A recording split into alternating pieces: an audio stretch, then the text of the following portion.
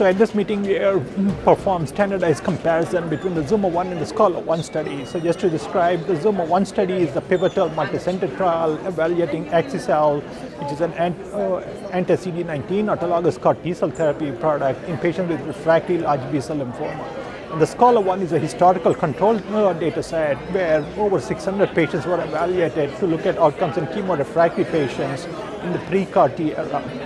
So what we are finding in the standardized comparison between the ZUMA-1 and the SCHOLAR-1 with 2 years of follow-up is that the overall response rate is about 7-fold higher with Axi-cel compared to pre-CAR T era, and the complete response rate is about 11-fold higher.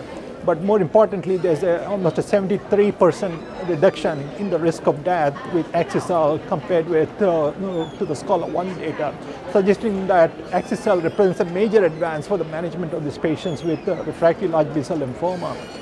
We are also presenting an updated analysis on the ZUMA-1 with a longer follow-up, now with a median follow-up of 39 months, more than 3 years.